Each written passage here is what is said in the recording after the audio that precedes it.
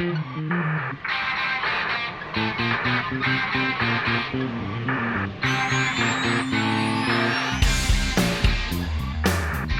friends. Welcome back to another interview right here on Love Wrestling. We preach positivity, and as always, I am positive that you are going to love my guest this week, Canadian wrestling icon, a personal favorite of mine, and a friend of the show. We've chatted before. Tyson Dux joining me this week, man. It's only been a couple of months, but obviously so much changing all over the world, minute by minute. How are you, and how have things been since we last talked in April? Well, first of all, thanks for having me back on. It has been quick, right? And that's, you know what, that's totally fine. The more we get to do this thing, the better off we are. Because what else we got to do, right? Exactly, man. Everything's been as crazy as things are, and as down as things are with my actual wrestling and traveling and all that stuff. Like before, I stay extremely busy. We got the clothing line. We have I got my own gym now that I work out in.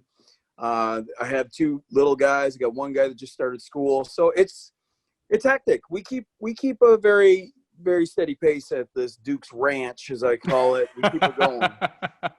You love to hear it, man. How cool has it been for you to even dive more in? When we were just talking last time, you were really just starting to get into Hammerlock Apparel full force. How cool has it been for you to dive more into that side of professional wrestling and apparel and whatever else you want to call it?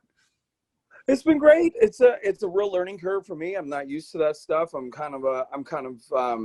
I keep on the low end of things, you know, with wrestling and stuff. I let the work show more than be flamboyant about stuff. So clothes, you have to be a little bit more flamboyant. You have to be a little bit more out there. We got great products, and we got everything in now. So it's just about pushing it and marketing and all that stuff. But it's a little bit of a learning curve, but I'm really enjoying it because I like learning new stuff. I like being able to do stuff. And when I sell to places like California, and there's a couple of places in Germany and Belgium and they've ordered stuff, I'm like, oh man, that's so cool to me. Like, you just that logo is going across the earth, you know what I'm saying? So it's kind of neat. Yeah, man. And like the impact, and I'm sure it's something that you can relate to a little bit, but like at least in Alberta, it's got a bit of a reputation of being like a bit of a black hole of professional wrestling, or maybe people out here don't get the same exposure that they would wrestling in like one of the traditional meccas. Did you find that that's sort of the same experience you had coming up in Ontario on the East Coast? No, see, Ontario is the hotbed because we're the center of like, well, we're not really the center, but like a lot of people focus on Toronto being the center of Canada, which is not the case. There's so many great places in this wonderful country. I'm an East Coast kid, but had to move to Ontario, and a majority of the work is in Ontario. It's just, it's just the way it is. There's so many cities, like in New Brunswick, you can go from one end of New Brunswick in a day, and like a half a day. Yet it's a half a day. You can't really do much of a tour out there. Whereas you're like 2 hours away, highway driving, you got different cities and you can hit them all. And so it's really is the hotbed. Like there's really no downtime. There's really no downtime. And I've always wanted to be in Alberta. I've always wanted to wrestle in Alberta. I've always wanted to wrestle out west. And I finally had the chance to, just as this COVID went down, I was supposed to be in Europe, come home from Europe, go to AEW, from AEW, go over to Vancouver, from Vancouver, go to Newfoundland. And it was just bouncing back and forth. Cool, man. But, you know, we're just going to have to wait and see. This whole pandemic thing happened. What were you supposed to do with AEW? It was supposed to be a thing with Spears. When Spears was having people come out and doing the tags with him, it's, of course, switched since then. But they wanted me to come down and tag with him, be his partner, and run that kind of angle. So cool. That's all gone now, but you know, we'll see what happens. See how it's down the line. Well, absolutely. I love that you bring him up because you've brought him up in the past before. You know, everybody asks who's your favorite opponent, who's the best guy you've ever worked. And every single time I've heard you answer that question, you've brought him up when he may not be a traditional pick, but I think a lot of Canadian professional wrestling fans know just how good he is. Maybe give the couple of reasons why you feel he's one of the best guys, if not the best guy you've ever worked with, and why you like him so much. With Spears, it's one thing, and this is the hardest thing when wrestling to learn, and it's only when you start in this business that you really get a sense of it, but his timing. Like Shawn is like a good big guy, attractive, athletic, all this stuff. But what sets him apart than anybody else is his sense of timing is perfect. So he knows when to sell, when to fire up, when to go back to the sell, when to change gears, all this stuff where I don't have to tell him. I don't have to plan anything. We can just go out there and do it. He's just got a real natural gift for timing. And a lot of guys I have to pull along. Like I either like slow down or I was like, back it up. You know what I mean? With it, I have never had to give him one of those calls ever. Like none of those cues. Yeah. Whereas on like guys on the like usual guys that think they know what they're doing in this business, you know how it is. Yeah. They go a long time, but all it is they just know how to do wrestling moves, but they don't know when to put the wrestling moves and why they're putting the wrestling moves. Shawn knows how. Very cool to hear, man. Now, I was going to ask you as well, but you've sort of answered the question for me. You've trained a lot of individuals. You've wrestled a lot of individuals of many different styles. Is timing that one thing that makes a fundamentally great professional wrestler, or the one fundamental skill, I guess, that every great pro wrestler needs to have? Well, some like a lot nowadays get by on just athleticism, pure athleticism. But I like the best in the world. The best in the world that I've always been has not always been the most knowledgeable, has not been the most jacked, the biggest, or whatever, or the guys that can flip the most. The best guys in the world are those guys that have a great sense of timing, or like their time just top notch. You know, getting to that point now, I'll put another Canadian over that's great for this is Speedball. Mike Bailey has become. I watched him do the 16 karat in Germany, and I made sure to tell him after the fact in the dressing room, because I watched his matches, and I'm like, dude, like the amount of improvement you've made in 2020, like we've only had like till March, but the amount of improvements he made from 19 to 20 is astounding. Just like a tremendous. He's put everything together a lot better. He looks great. He wrestles great. His timing, his selling, his aggression.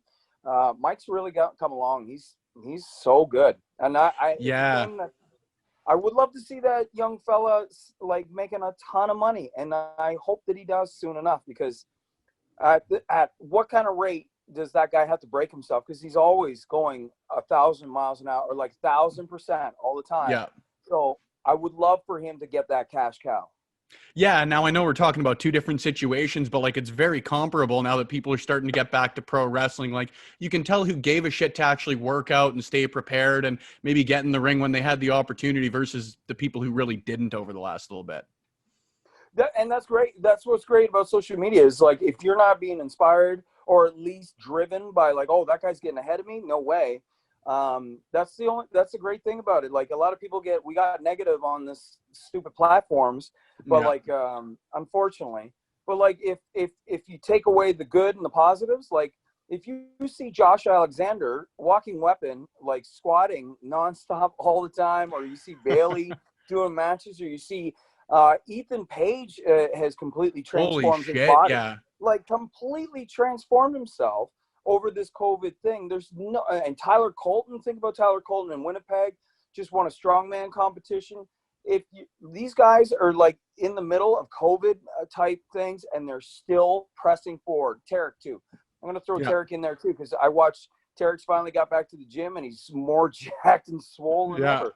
So that really goes to show that like guys that really want to go for it, go for it. The ones that don't just have excuses why. Yeah, man. Is that where you find a lot of motivation, is seeing those your peers and other professional wrestlers like on social media? Because, you know, that wasn't around a lot when you started off. You've always been a very motivated professional wrestler in person. Where do you find that motivation coming from? It's all internal. My father has always told me to, like, I've always had to work harder than anybody else. I'm not athletic by nature. I'm just a studier. I'm a hard worker, and I'm a studier. I'm a learner. So it's all through repetition that I have become who I am. And so with that said, I press harder now at 42 because of my mind. The first thing that will go is your mind saying, just take today off, or, oh, you're sore, or your knee hurts, take today off. And that's the first sign I know that once I have those thoughts creep into my brain, I go 3 times as hard.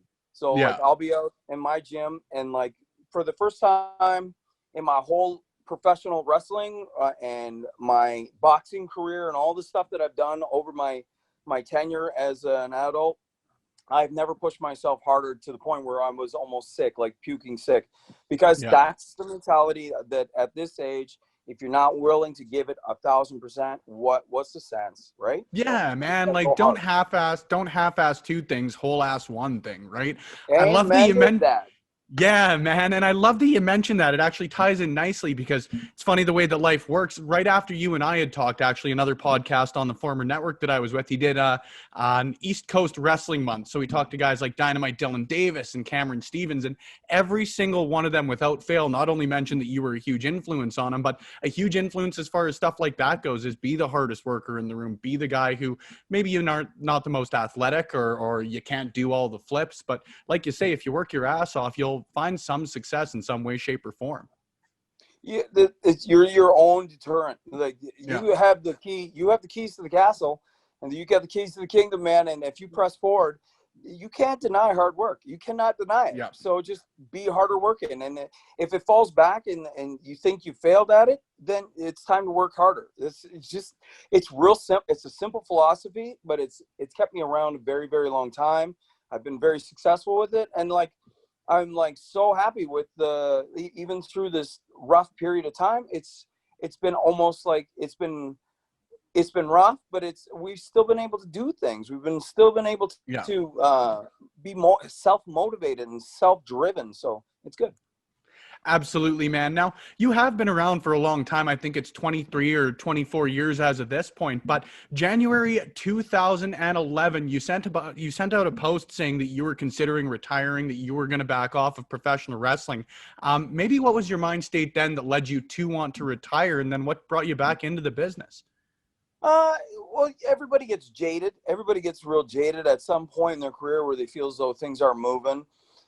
I had such a great run for a while with ROH, and then Pierce got let go or quit with ROH, and then I lost my run at ROH, and then I lost my Impact contract. It was a bunch of things that toppled on top of each other. So it was like ROH, and it was stuff out of my control. It wasn't my knee injury that held me back. There's a lot of different things that just seemed to stem from things. Japan wasn't calling anymore, and I was just doing independence, and things just got kind of really, really bleak and tough. I just went through a massive, a divorce. So my divorce was in 2010, and she had taken me, my ex-wife had taken me for everything. So in those kind of situations where things are bleak and grim, you seem to want to dig yourself into a deeper hole. And so my neck was real bad at the time. Like I got the tingles in my left side, my fingers and my toes had the tingles all the time. And I remember guys going to shows or going to work for shows, booked for shows, and they were undercutting me. So obviously, since my Impact deal was done, my Japan stuff was done, my ROH stuff was done, it was like I was yesterday's flavor of the day. You know what I mean? Yesterday's flavor, and then we're on to something else. And it just became almost too consuming. And I like nagging injuries and stuff like that. I thought, well, maybe I've missed my window, or maybe it's time to move on and do something else, especially when life outside of in my separation with my two children, I wanted to focus on them a little bit more. It was a lot, and it was just a lot of heavy stuff. But then I had to snap out of it, because the only thing that kept me sane, that kept me from bankruptcy, that kept me from losing my kids and all this stuff was professional wrestling. Is only just grinding it out Friday, Saturday, Sunday, and just doing it every single goddamn weekend. I just wanted to go, and that's what's kept me here. Was there a specific moment where you sort of found yourself thinking like, yeah, I'm back in love with it, or was it more of a gradual process getting back into her? No, it was basically, it's one of those things where I've never not loved professional wrestling. I've always loved it. I always found that it was just, I thought I was done. I thought that I was no good for it anymore. Okay. And then just what it was is just watching other guys perform and just seeing where the level of where everybody else was on their level, their skill level and stuff like that. I'm like, no, man, I got way more to give. I got more to give. I got more to teach. I got more to put out there so that I can inspire the next generation to do better and do more. And it just brought me back. Now, it's almost a Shawn Michaels question for it, but do you feel you were personally better before your retirement or after? After. My mind, my focus, my mind was better. I was way bigger before retirement. I was really, really big. I was a big dude, but I leaned too heavy on the side that I was a large dude. I was 230 pounds. I was very massive, big guy, and I just focused on being big. But when I came back from professional wrestling, I focused on the wrestling and focused more on my skills and my feet and all the stuff that had made me in the past before I got really big and got over with all these companies, and just went back to the well. You know what I mean? Went back to Rocky Balboa style training. You know what I mean? Punching bags of meat in the freezer. You know what I mean? It's no more of this Rocky. It was Rocky 3 for Tyson Dux. It's Rocky 3. So it went from all the fancy glitz and glamour to like training in a sweat lodge and just doing my thing the way it should be done. Yeah, man, that kind of ties nicely because like I was going to ask about the Cruiserweight Classic and how that opportunity starts to come about, but it sounds like it is just because of, you know, even for me, the traditionalist approach of it, whether it's your training or whether it's the actual in-ring stuff behind it. I know you've mentioned William Regal before as a huge proponent for you as far as that went. Can you maybe give me a little bit of background on that? Well, Regal, I know Regal because of the Cruiserweight, not before the Cruiserweight Classic, because I went to PC.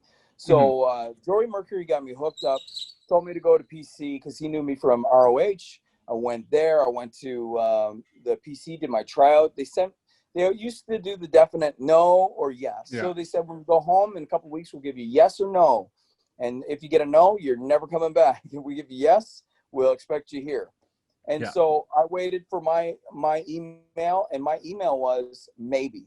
It wasn't a no, and it wasn't a yes. I felt like, what? Like, why am I getting isn't supposed to happen?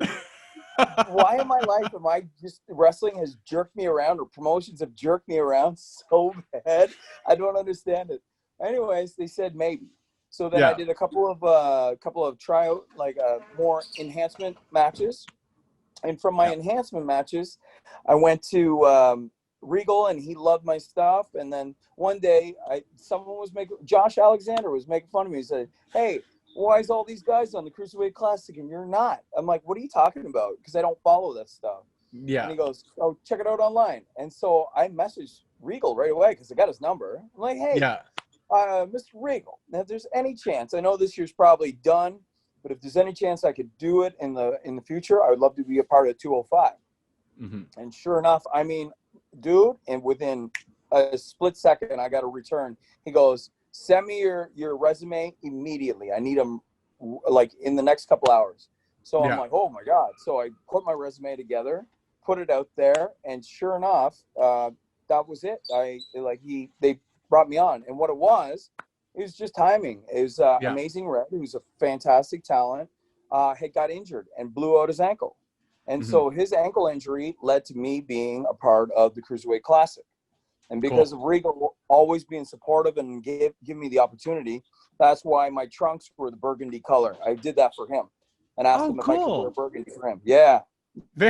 As my puppy comes up. Hello, JP. Hello, JP. This is Tyson. You gotta go with mom, buddy. Sorry about that, man. That's so cool to hear, though. Like you never notice the little details and that sort of stuff, but like it's so cool to hear just even the little impacts that people can have on other people with stuff like that, right? And that's what wrestling is. It's all about being motivated and wanting to live in somebody else's shoes, wanting to be the next Ric Flair, wanting to be, Terry Taylor wanted to be Ric Flair. Do you know what I mean? I wanted to be a little bit, when I feuded with him, I wanted to be Terry Taylor. It gets passed down, and that's what wrestling is. So like everybody kind of inspires the next generation and the next person down the line, and it's just a wonderful tradition and livelihood and all this stuff from one generation to the next. It's awesome. Absolutely, man. Now, admittedly, I was going to ask you if you had any funny stories or favorite moments, but literally as I was writing that down, you got into a story about Tajiri that I would have to assume is your favorite moment from the Cruiserweight Classic. So if it's not, feel free to give a different story, but I think that everybody should hear the one you gave on Tajiri as well. Tajiri is one of those guys, and I'm a straight shooter. I'm going to be honest with you all the time, and I'm not gruff, but I like to come across as gruff to just to incite something in someone. So when Tajiri, we were all lined up, and we were going through Helmsley. Triple H was very, very big on making this thing the greatest thing. This was his project. We really wanted to make a go at it. We practiced every day how the ceremonies were going to go and stuff like that. So they lined us up, and we were side by side, each side on the aisleway. You remember that shot where they shoot up? You can't see me because those damn Bollywood boys in my way, getting in my way. But damn Bollywood boys. It's just nice to hear them referred to as the Bollywood boys. Get out of my way, you punks. Anyways. Yeah. So, anyways, they did that thing where we're lined up, and of course the guys were not like we had to wait so long because they were trying to set up cameras and all that stuff. So they were discussing what they wanted, and we were just in our t-shirts. I said, it would be better, guys, if we just all held hands. So if we just reach across and we grab each other's hands, and as the camera comes in, we'll let go of hands to kind of like like synchronized swimming. Yeah. And everybody's kind of chuckling. I'm like, hey, Tajiri, grab my hand. Hold my hand. And then he's like, no speak English. And I'm like, fuck you, Tajiri. You know English. Everybody in here knows you know English. You've been in WWE for years. And I was like yelling at him. I was like straight up yelling and swearing at him. And he was trying to ignore me. I'm like, don't turn away from me, Tajiri. You know exactly what I'm talking about. I'm buzzsaw you. And like the guys are like, what are you doing? What are you doing? That's Tajiri. I'm like, I don't give a shit. I'm on the same thing he is. He's going to talk to me like a man.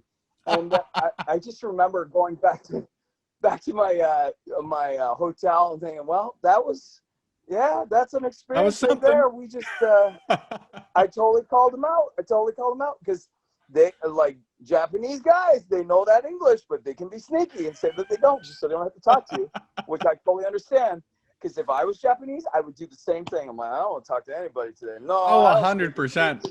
Right? That's been the one benefit of all of this is like with a mask on, I don't have to talk to anybody even more than I don't want to talk to anybody. Right? I can honestly speak a little bit of French and understand French. I can hear it and understand it for being a New Brunswick kid. And if someone says, hey, do you speak French? I'm like, nope. No idea what you're talking about. Not enough. I can order a coffee and ask you where the bathrooms are. I'm really good in like a French Tim Hortons on my end, but that's about all you'll get out of me. I have to ask you, I've got one question to close her out for you before we let you plug your social media, Hammerlock Apparel, hopefully where people can watch you wrestle sooner rather than later in the near future. I don't know if anything's happening in Ontario yet, but knock on wood. How in the hell is there a Bloodsport event that hasn't featured a Dux yet? I do not know. And I, honest to God, I'm baffled by this as well. I see that Alexander got on for Bloodsport, which is that's awesome that he got on to do this. I can work this style, by the way. Like I have worked a couple shows now for WXW in Germany where they do the shoot style, the battle art style. So I'm like, I wonder why. Like Frank Dux, my uncle, would be very impressed if I got to do a Bloodsport thing. You know what I'm saying? Absolutely, man. Well, if there's a hashtag later, right? If there's a hashtag to get behind, man, I guarantee I'll be on it. It's a silly question, I guess, to ask, and it completely nullifies my one more question for you. But is there any styles, or are there any styles that you would say that you can't work or can't work particularly well? Or do you feel confident in working pretty well any professional wrestling style out there? Without a doubt. Like yes, there is one style that I can't work, and it's not because I can't work it, it's because I choose not to work it. Is I won't do the hardcore stuff anymore. Or no, there's a couple then. There's two. So I'm not going to do hardcore stuff anymore because to me, I'm a true, like I've said this with this coming year that I want to be known as the modern day Luthez. I want to bring wrestling back because we're so off kilter with balance where we've made everybody a part of an inside joke, and it's not even a funny joke. It's like guys are doing really, really silly stuff or really over the top, very dramatic with no reality base to it at all. They just do because they can. And I don't want to be that anymore. So going forward, it doesn't matter what anybody else does. I'm not going to yell at them. I'm not going to shit on their stuff. They want to do whatever they do. That's fine. If that makes them money, so be it. But me going forward, I'm going to be strictly professional wrestling, the way wrestling was intended to be. So like anything with 4-ways and 3-ways and all that stuff, I say no. Anything with hardcore, I say no, because that's not wrestling to me. That's you're just smashing up lawn furniture. I'm not going to do any of the silly comedy stuff. I'm not going to be a part of it. I'm not going to be a part of anything that feels as though it's damaging the integrity of professional wrestling, because there's been countless guys that are in the grave now. We got countless guys that have come and gone and have been in the grave that put their whole life and body and limb and everything on the line. And the more we make it into a silly joke, we take away the fact that these guys are risking life and limb every time for your entertainment. So there's guys out there that are really busting their ass, that are taking major risks where they could be hurt severely and not only not wrestle anymore, but maybe not walk anymore. And then we make light of it because we do silly spots where guys have remote controls and slow down the action and stuff.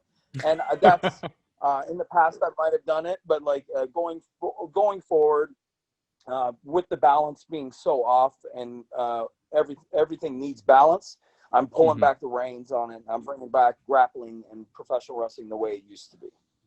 Well, man, in this man's opinion, that is a huge benefit for every professional wrestling fan out there, because I said it before, I'll say it again, and I'm sure I will say it many times in the future, man. You're one of the best out there, Canadian or otherwise. Thanks for the time. As always, it's always a blast getting to chat with you, because it's always cool, man. You've got one of the best minds for professional wrestling outside of being a great professional wrestler. It's always cool to pick your brain on that side of things too, man. So if you want people to keep track of you, whether, again, it's in the ring, in social media, for Hammerlock Apparel, wherever people can keep track of you, here's your platform, man. Where can they do so? Well, this one's real easy, and like we've discussed this before, it can't get any easier. If you look for Tyson Dux, D-U-X, in any platform, you just at Tyson Dux, you will find me. So look for at Tyson Dux, and then from there, you get all the rest of it, from wrestling school to clothes to whatever crazy thing I'm on to next. It's all there. I love to hear it, man. I highly suggest you guys follow everywhere you possibly can. All of those are going to be in the show notes. Thank you, Tyson. Once again, it's always a blast. I can guarantee in the next few months I'll be back in your email inbox. And thank you guys once again for tuning into another interview right here on Love Wrestling. I've been Spencer Love. Thanks for tuning in.